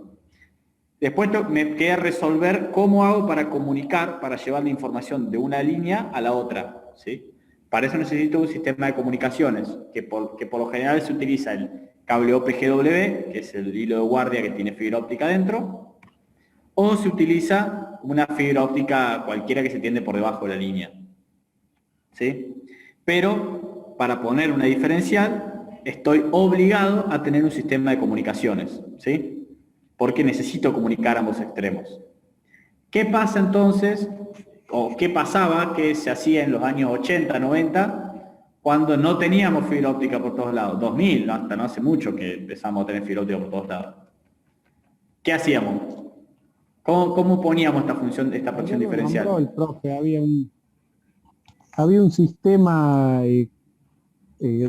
frente de onda, no me acuerdo el nombre. La bobina de onda portadora. bloque. Bobina de bloqueo y capacitor de acopio. Sí. Portadora. La onda portadora, sí. La onda portadora se sigue usando, pero no se usa para la protección diferencial, se utiliza para comunicar otro tipo de información. Lo que pasaba antes de la fibra óptica, es que no podíamos poner protección diferencial. No teníamos un enlace de comunicación lo suficientemente veloz y confiable como para que nuestra línea, la funcionalidad de nuestra línea dependiera de eso, ¿sí? Por lo tanto, sin fibra óptica no hay protección diferencial. Ese es un concepto súper importante, ¿sí? Una línea sin fibra óptica no tiene protección diferencial. No puede tenerla, ¿sí? Porque no tiene comunicación. ¿Está bien? Entonces, si no tenemos protección diferencial, ¿cuál era la otra protección que le dije yo que era la protección principal? Impedancia. La protección de impedancia, exacto. La protección de impedancia es una protección mucho más simple, ¿sí?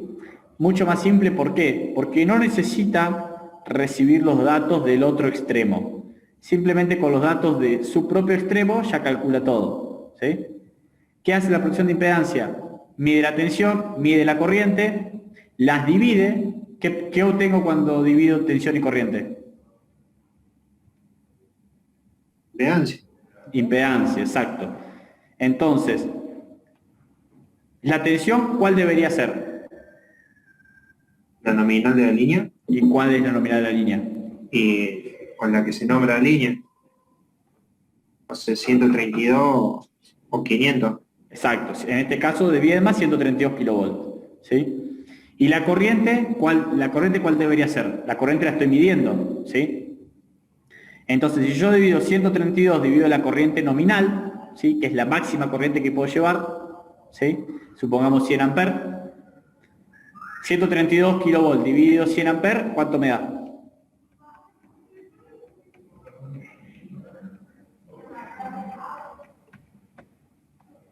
Me da una impedancia, ¿sí? 1,32 kilo me va a dar, ¿sí?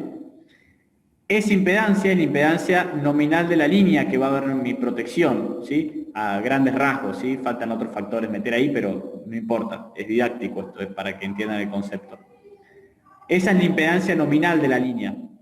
Ante una falla, ¿qué va a pasar? Mi corriente va a incrementar, ¿sí? Se va a ir por arriba de los límites, se va a ir por arriba de la nominal, ¿sí? Y mi tensión va a bajar, va a cambiar, ¿sí? Porque recuerden que siempre tengo una falla, mi tensión en el punto de la falla tiende a irse a cero. Por lo tanto, la división va a empezar a dar cualquier otra verdura, va a dejar de dar 1.32, ¿sí? Porque la tensión en vez de 132 va a ser 10 kV y la corriente en vez de ser 100 amperes va a ser 1200 amperes. Entonces, si yo divido los dos valores, es muy fácil entender si mi línea está en un estado de carga normal o está en un estado de cortocircuito o de falla, ¿sí?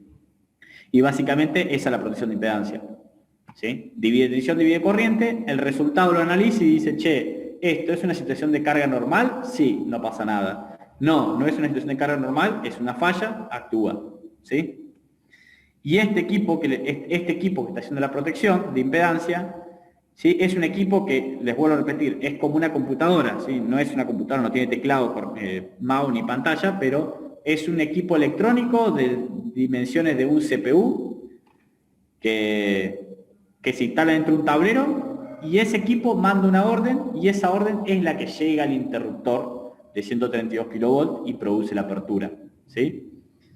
Lo importante entender acá, el concepto importante que quiero que se lleven de hoy, es que el elemento que realiza la función de protección y el elemento que realiza la apertura física se encuentran en lugares distintos, ¿sí? El interruptor de 132 kV está al aire libre, y es una estructura que mide unos cuantos metros, y la protección está dentro de un tablero, adentro de un edificio, y es un equipo electrónico del tamaño de una computadora, ¿sí? Eso es lo que yo quiero que se lleven como concepto de diferencia grande que hay en un sistema de 132 kV, en relación a lo que había en una termomagnética, que está todo junto, ¿sí? Que la corriente pasa directamente por el bimetal del térmico de la pía, ¿sí? ¿Me siguen algo de lo que les voy comentando? Sí, sí, se entiende, clarísimo. Bien. Vamos entonces a lo que quería llegar de esta línea en T, ¿sí? ¿Qué tipo de protección le puedo poner a esta línea en T? ¿Le puedo poner protección diferencial? Y ahora tenés 3 receptores. No le Exacto. podés. Y debería, sí. No sé, no se pueden vincular las tres estaciones, digamos, como para... Y Pero no. poder se puede hacer todo, el tema de cuánta plata Claro. tenemos. Claro. ¿Qué le dije yo? ¿Cuándo se hacía esta vinculación en T? ¿En qué casos?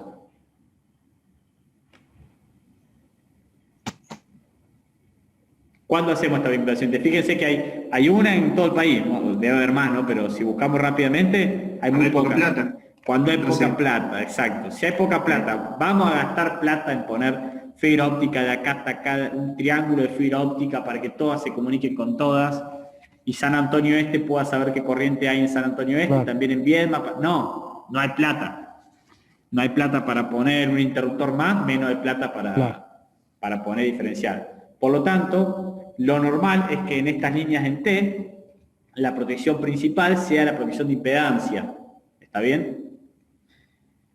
Y acá se presenta un problema, que la protección de impedancia, ¿sí? Ya vamos a ver después protección de impedancia, seguro con Pablo también, la protección de impedancia tiene zonas, ¿sí? Es como que mira por zonas, ¿sí? Básicamente, la protección de impedancia compara contra la impedancia que uno le setea, ¿sí? Que básicamente es la impedancia del largo de la línea, ¿sí? La línea San Antonio Este a Viedma tiene una distancia, que supongamos que sean 120 kilómetros, ¿sí? La línea San Antonio Oeste a San Antonio Este tiene mucho menos, ¿sí? Supongo que tenga 30 kilómetros, ¿está bien? Entonces, la protección de impedancia que tengo acá en este extremo es una sola, ¿sí? Y yo le tengo que cargar un valor. ¿Qué valor le voy a cargar? ¿El de los 30 kilómetros hasta acá o el de los 100 kilómetros hasta Viedma?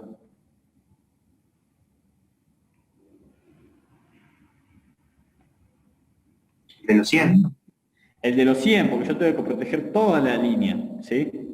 Entonces, ¿qué va a pasar en San Antonio Este? San Antonio Este tengo 100 kilómetros hasta Viedma, 30 hasta acá. Si yo le cargo 100 kilómetros, San Antonio Este, la protección va a mirar una línea de 100 kilómetros. Entonces, vos empezás a caminar, llegás acá a 30 y caminás 70 kilómetros más por acá, ¿sí? ¿Lo ven? ¿Ven la manito? Para el lado de Sierra Grande. Sí. ¿Sí?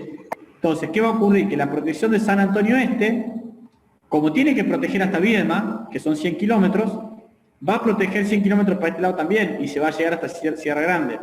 Entonces, en caso de que haya una falla por esta zona, ¿sí? ¿Qué va a pasar con el interruptor de San Antonio Este?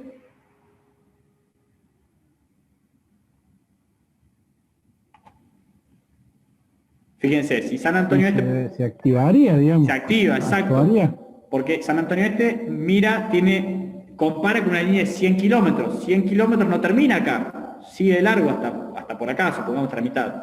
Entonces, si hay una falla que está fuera de la línea, ¿sí? El interruptor de San Antonio Este también va a actuar. ¿Por qué? Por la complicación que esta T está metiendo en el sistema, ¿sí? Por eso es que las T no son buenas, ¿sí? Porque nos complican la existencia con todos los sistemas de protección y control. Entonces puedo tener disparos fantasmas que se llaman, ¿sí? Estos se llaman disparos fantasmas porque es una apertura del interruptor que se da a causa de una falla que nada tiene que ver con la línea, ¿sí? Fue en esta es la línea que tiene que haber abierto. San Antonio Este, Sierra Grande, ¿sí? Y abrió San Antonio Este simplemente porque hay una T y hay una complicación con la parametrización de la protección, ¿sí? En ese caso, ¿cómo sería la selectividad? ¿Va a actuar San Antonio Oeste si hay una falla hasta Sierra Grande o...? No, en el caso de, la selectividad de las protecciones de impedancia dentro de un sistema de 132 kV son mucho más simples que la selectividad que uno compara para sobrecorriente. Porque básicamente las protecciones de impedancia empiezan y terminan dentro de la línea, ¿sí? O sea, la protección de impedancia que yo tengo en San Antonio Oeste, que mira hacia Sierra Grande, ¿sí? Solamente va a haber fallas entre San Antonio Este y Sierra Grande, entonces no tiene que ser selectivo con nadie. Si ve una falla, actúa. ¿Está claro? O sea, al tener interruptores en todas las salidas de línea, ¿sí? Yo tengo protecciones que miran entre estación y estación. Por lo tanto, si hay una falla, la protección actúa, porque directamente está dentro de la línea de la falla, ¿sí? Si o sea, ahí, profe, ahí actuaría protección en Sierra Grande y en San Antonio Oeste para dejar fuera el servicio. Exacto, exacto, porque la playa está dentro de esta línea, entonces Sierra Grande la ve, San Antonio Este la ve y abre. Ahora, si la falla está después de San Antonio Este, ¿sí? ¿Qué pasa? ¿Sierra Grande va a ver la falla? No. No, porque Sierra Grande está seteado para ver hasta justo ahí, ¿sí? Entonces, si está más lejos, no la ve, ¿sí? A ver, la ve, pero sabe que está más allá de su actuación, entonces no actúa, ¿sí? Es más complejo que esto, después lo vamos a ver más en detalle, ¿sí? Pero básicamente... Entonces, profe, sí. Como dijo, disculpe, como dijo recién, si la falla estaba a la izquierda de San Antonio Oeste, entre Sierra Grande y San Antonio Oeste, pero más cerca de San Antonio Oeste. Sí. Ahí, digamos, actuaría la protección de Sierra Grande, ¿y cuál de las otras dos? ¿San Antonio Oeste o San Antonio Este? ¿Vos ves dónde está la manito? ¿La ves la manito? Ahí donde está la mano, sí. Bien. ¿Qué va a pasar acá? Acá lo único que tiene que abrir es San Antonio Oeste y Sierra Grande, ¿sí? Sí, sí. Pero lo que va a ocurrir es que San Antonio Este, ¿sí? También va a tratar de abrir, porque es una T, y San Antonio Este está mirando hacia Viedma, unos 100 kilómetros, y más o menos, ¿no? Yo por el tamaño del mapa. Sí, sí, sí. Entonces, hacia la izquierda también va a mirar 100 kilómetros, porque yo no le puedo cargar para qué lado. Le digo, a San Antonio Este le digo, che, vos mirás 100 kilómetros de línea. Y 100 kilómetros de línea son 100 kilómetros para la derecha y 100 kilómetros para la izquierda. Entonces, la manito está dentro de esos 100 kilómetros y también va a tratar de abrir. Claro. ¿Sí? ¿Está bien? Y no tiene que abrir, no corresponde, pero va a abrir porque la está viendo. ¿Sí? O sea, había que meterse a San Antonio Este a la mitad de línea para que... Claro, claro, exacto. Pero bueno, en realidad lo que hay que hacer es no hacer una T y a construirlo bien. ¿Cómo se construye bien? Les muestro un ejemplo por acá. Tiene que haber alguno bastante cerquita. Y ahí abajo no estaba nomás. Acá hay uno. Fíjense, esto claramente teníamos una línea original entre la ET Bahía Blanca y Coronel Dorrego, ¿sí? Y de pronto alguien dijo, che, yo quiero construir la estación Monte Hermoso. ¿Qué hicieron? Construyeron la estación Monte Hermoso, cortaron la línea y hicieron una doble terna, entrada-salida, ¿sí? Fíjense cómo está claro que la línea venía derecho y de un día para el otro la cortaron y la metieron y la sacaron, ¿sí? Fíjense, esto no es una T. Acá tenemos dos líneas distintas, Bahía Blanca, Monte Hermoso y Monte Hermoso con el Dorrego, ¿sí? ¿Ven la diferencia grande entre ese caso y la T de acá abajo? ¿Ven las diferencias? Sí. ¿Sí? Lo que habría que haber hecho acá son dos líneas que entren a San Antonio Este, 2 líneas y cortás entre medio San Antonio Este y Viedma, ¿sí? Entonces, en vez de tener una sola T, pasas a tener 2 líneas. Y ahí se solucionan todos los problemas. Claro. ¿Sí? Bien. Existen adicionalmente otro sistema de control asociado a esto, que se llama el sistema de teleprotección. El sistema de teleprotección básicamente es un sistema que comunica una estación con la otra para cumplir funciones de protección. Esta comunicación se puede hacer de 2 formas, con fibra óptica, en el caso que sea algo bastante moderno, o con la bobina de onda portadora que comentábamos hace un rato, ¿sí? La bobina de onda portadora se utiliza para funciones de teleprotección. Básicamente, ¿qué es una teleprotección? Son señales binarias, o sea, ¿qué es una señal binaria? ¿Saben lo que es una señal binaria? 0 y 1. 0 y 1, exacto. ¿Está prendido o está apagado? Si está apagado, mando un 0, si está prendido, mando un 1. ¿Sí? ¿Por qué se usan tanto las señales binarias? Porque son señales muy simples y son muy rápidas, ¿sí? 0 o 1 es muy poca información, ¿sí? Recuerden que un bit son 8 ceros y 8 números, 8 ceros, 8 unos. Esto es un solo 0 o un solo 1. Es un paquete de información muy liviano, viaja muy rápido, se lee muy rápido, es una comunicación prácticamente instantánea, ¿sí?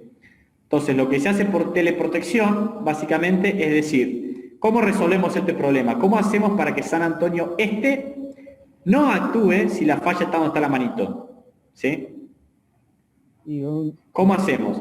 Se lo voy a decir yo porque si alguien me lo dice así porque se le ocurre, le apruebo la materia, digamos, porque es bastante complejo, digamos. Yo pensaría en una cuestión de tiempos de protección.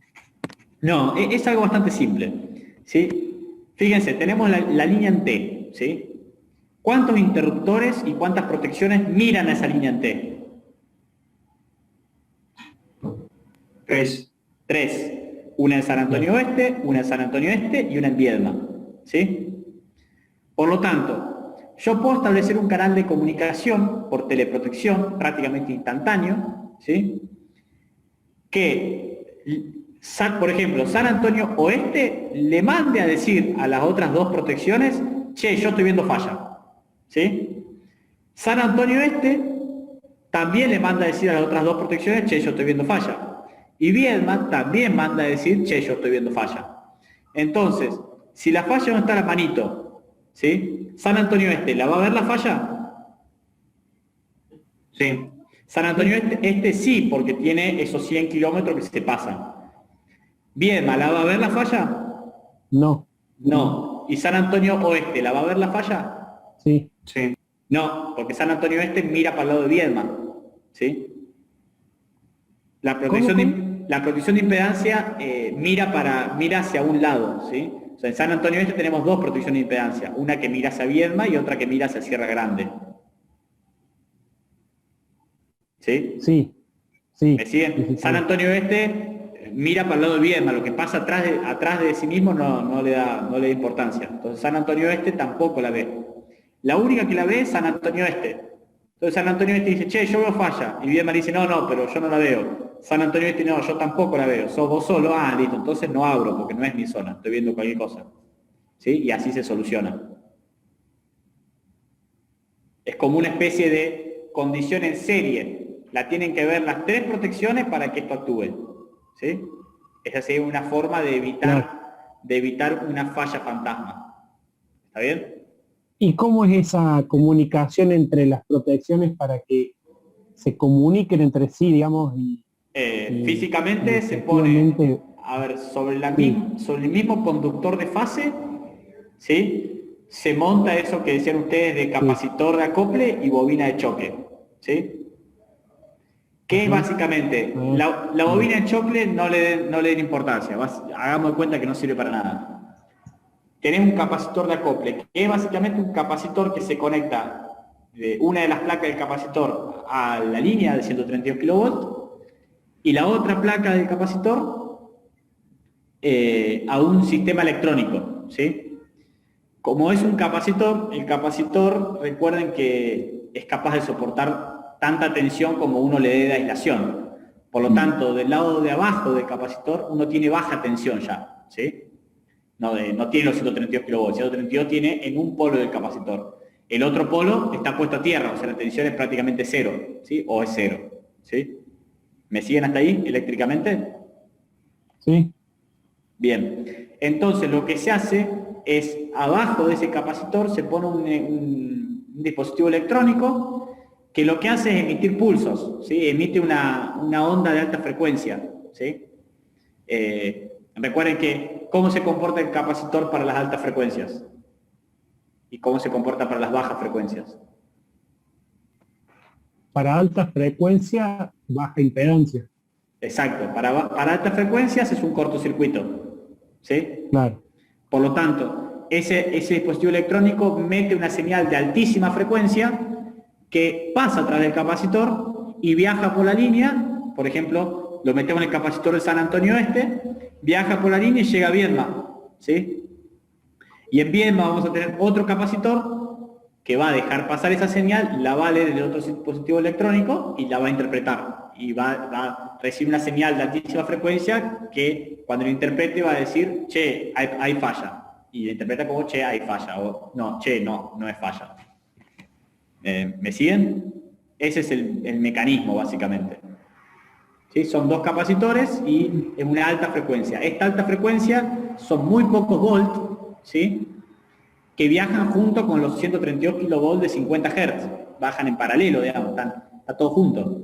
Pero es tan poca la tensión y tanta la frecuencia que no distorsiona la onda, no afecta para nada el servicio eléctrico, ¿sí? Pero hagan de cuenta que es un pulso telefónico que está viajando por la misma línea de 132 kV, ¿sí? Básicamente algo así es el concepto. Y el motivo por qué ponemos la bobina, que yo le dije no sirve para nada, no es que no sirve, sí que sirve, ¿sí? Imaginemos la bobina que ponemos en Viedma, la señal llega, la lee el capacitor, pero si yo no la paro, la señal sigue caminando y llega a Carmen de Patagones, llega y sigue subiendo y se va por todo el país, a Pedro Luro, no sé si es Pedro Pablo Luro. Entonces, ¿qué hago? Pongo una bobina de choque. La bobina de choque, ¿cómo se comporta para altas frecuencias? Una bobina, una impedancia. Alta impedancia. Exacto, es un circuito abierto. Y la bobina de choque está diseñada de tal forma que para altas frecuencias sea un circuito abierto y para los 50 Hz de las 132 kV tengo una impedancia relativamente nula. Entonces no afecta para nada al servicio de la onda de frecuencia industrial. Ese es el concepto de bobina de choque y capacitor de acople. Es algo bastante rústico, por así decirlo, ¿no? Porque de hecho es uno de los primeros sistemas de comunicación que se utilizaron en el sistema eléctrico. Es bastante rústico, sí. Pues es como una especie de telégrafo, pero que viaja por la misma línea de 132 kV. Y el telégrafo, en vez de ponerlo directamente sobre el cable, lo pone abajo un capacitor, ¿sí? Y vos mandás todos los pulsitos que quieras por ahí. ¿Más o menos se entiende? Sí. Bien. Bueno, de todo lo que hablamos hoy, vamos a volver a hablar a partir de la segunda parte del año. Solo que vamos a entrar en más detalle, ¿sí? Consulta. Sí. Esta comunicación entre los tres interruptores, ¿eso es particularmente una aplicación para ST, digamos, o claro, sí. esto, más que todo, ¿no? Yo estoy dando un ejemplo de estos tres. Sin embargo, por ejemplo, la línea Viedma Carmen de Patagones, si tuviese una protección de impedancia, también tiene este tipo de comunicación de teleprotección, ¿sí? Y también se utiliza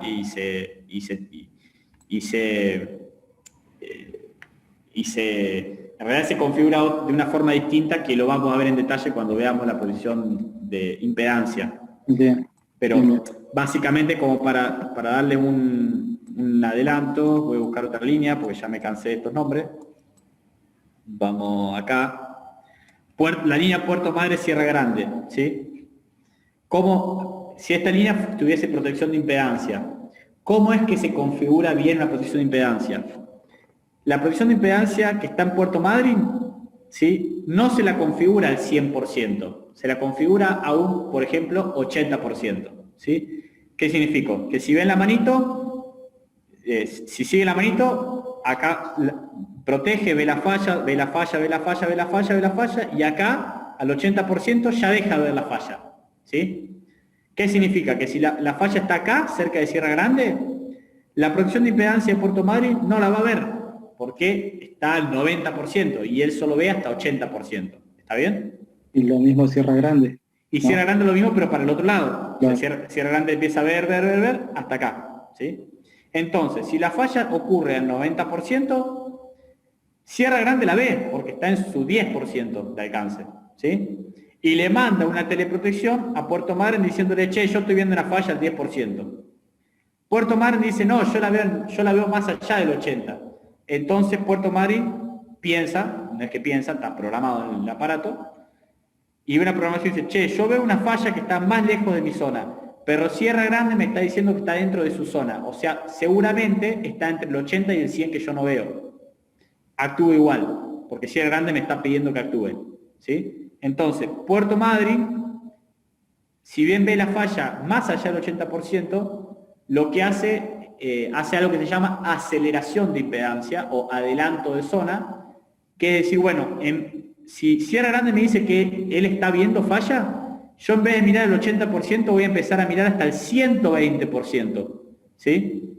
Y ahora dentro del 120% sí está mi falla, porque la falla estaba en 90%, entonces actúa de forma inmediata, ¿sí? Esta cosa que parece ser rara, ¿para qué se hace? Se hace para que Puerto Madryn no actúe en caso de que la falla esté entre Sierra Grande y San Antonio Este, pero muy cerquita de Sierra Grande. Supongamos que esté al 102%, ¿sí? Y yo le configuré al 100%. Tengo solamente un 2% de tolerancia. Entonces tal vez la protección me actúa porque cree que está dentro de su zona, y no, está justo después del interruptor, y actuó de forma errónea. Entonces es más fácil setearla por mínima a un 80%, se cruzan esas zonas, y Sierra Grande le avisa a Madryn que se apure y amplíe su zona de búsqueda en caso de que vea alguna protección. Así es como funciona correctamente, ¿sí? Y las protecciones de impedancia suelen tener varias zonas, ¿sí? La zona 1 mira hasta el 80%, que es lo que le decía, después una zona 2 hasta el 120%, zona 3 hasta el 200%, zona 4 y zona 5, tiene 5 zonas. Lo vamos a ver en detalle con la protección y los gráficos, va a quedar más claro. Pero bueno, quería comentar eso porque alguien preguntó. Gracias. ¿Esta comunicación sería como una inteligencia artificial, ingeniero? No, todo lo contrario, es una inteligencia súper simple. Básicamente la teleprotección manda 4 señales, ¿sí? O sea, está mandando 4 ceros o 4 unos o lo que sea, ¿sí? 4 señales, 4 números binarios, que es lo más fácil de hacer.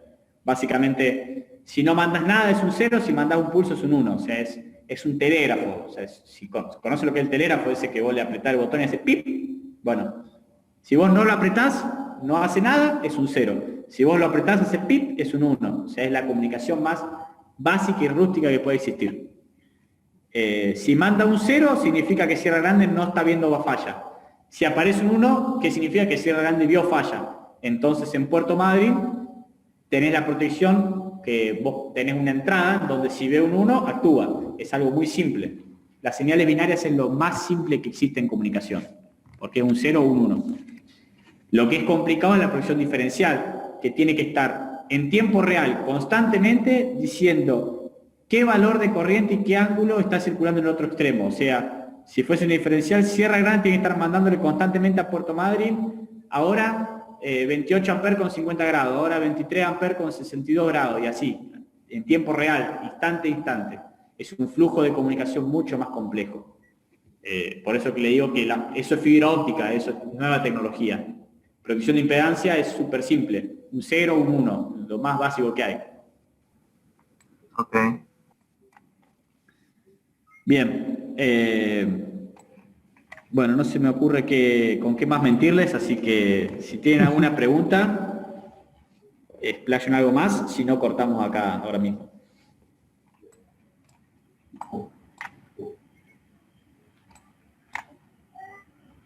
Bueno, repasemos un poquito antes de irnos, porque ya no voy a abrir nunca más el Geosadi. Niveles de tensión, dijimos rojo 500 kV, ¿sí? Este amarillo que es 220 kV, se utiliza mucho en lo que es el centro de consumo, Buenos Aires, ¿sí? Fíjense. Y tenemos mucho en Mendoza también, si van para Mendoza, acá también tenemos mucho 220, ¿sí?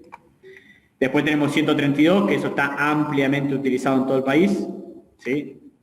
Y tenemos 66 kV, que 66 kV básicamente es en Córdoba, la única provincia que usa muchísimo 66 kV. Después si van a otros países, a otras provincias, fíjense, Buenos Aires tiene pocas líneas, y después ya casi ni se usa, algo acá en La Pampa y Río Negro, pero muy poco.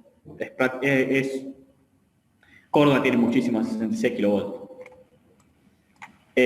Y después tenemos tensiones particulares, como la que tenemos en Salta, acá en el norte, esta fucsia, que es 345 kV, ¿sí?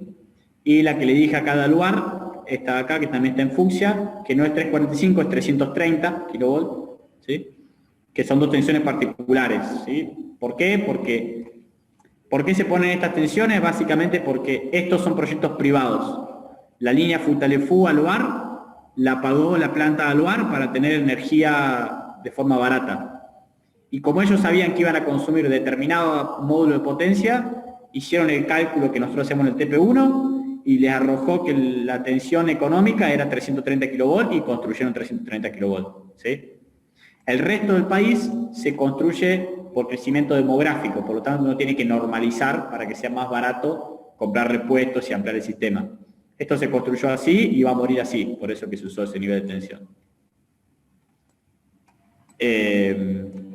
Y después, nada, tenemos cosas interesantes como los cambiadores de frecuencia. Fíjense, acá tenemos cambiador de frecuencia en el vínculo contra Brasil. Brasil usa 60 Hz, no 50 Hz.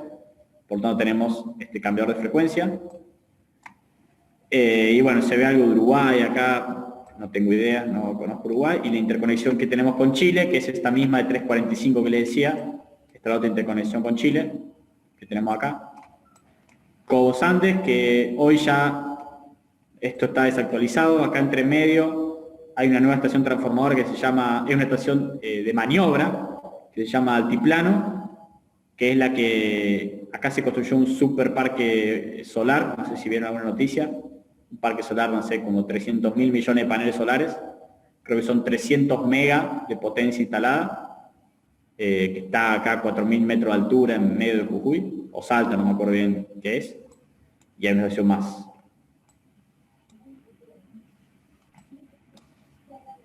Bueno, ahora sí, ¿alguna pregunta? ¿Alguna particularidad que quieran consultar?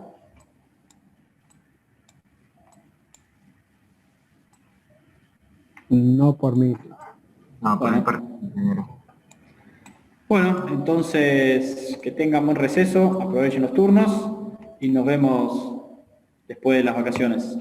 ¿Cuándo volvemos? Dentro de 5 semanas. Puede habilitar el... El 4 de agosto, me parece. Estoy jugando así de memoria, pero me parece el 4 de agosto. Tendría que ver el calendario, está en la página, pero si no me equivoco, el 4 de agosto.